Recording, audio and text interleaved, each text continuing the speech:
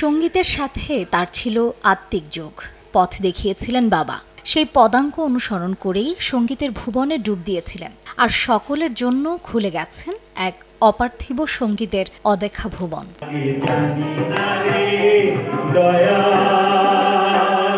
কিংবদন্তি লোকসঙ্গীত শিল্পী আব্বাস উদ্দিনের কনিষ্ঠ পুত্র তিনি।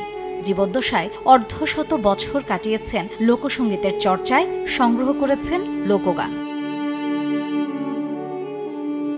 শুধু সঙ্গীতের যাত্রায় নিজেকে সীমাবদ্ধ করে রাখেননি, 2 হাত ভরে লিখেছেন, কখনো উপন্যাস, কখনো প্রবন্ধ, আবার তিনি পত্রিকার পাতায় নিজের অনুভবের কথা ব্যক্ত করেছেন অবলীলায়। ভাটিয়ালি, ভাওয়াইয়া, নজরুল গীতি পরিবেশন করে বাংলাদেশের সঙ্গীতকে পৌঁছে দিয়েছেন বিশ্ব দরবারে। এই দেশের গভীরে যে সঙ্গীত ভাণ্ডার, তা আবিষ্কার করেছেন একজন সাধকের বেশে।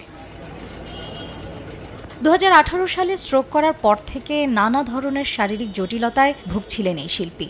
শুক্রবার বিকেলে হঠাৎ শ্বাসকষ্টে ভুগলে তাকে রাজধানীর বনানীর একটি হাসপাতালে ভর্তি করা হয়। সেখানে চিকিৎসাধীন অবস্থায় শুক্রবার ভোর 5:50 শেষ নিঃশ্বাস ত্যাগ করেন মোস্তফা জামান আব্বাসী। ব্যক্তিগত জীবনে অত্যন্ত সদালাপী, যেমন তার সৌম্য দর্শন চেহারা, অন্তরের মানুষটিও তেমনি পরিষ্কার এবং সাদা মনের মানুষ। সত্যিকার অর্থে যে কোনো ভিন্ন মতের মানুষের সঙ্গে, ভিন্ন আদর্শের মানুষের সঙ্গে প্রাণ খুলে তিনি কথা বলতে পারতেন, মিশতেন।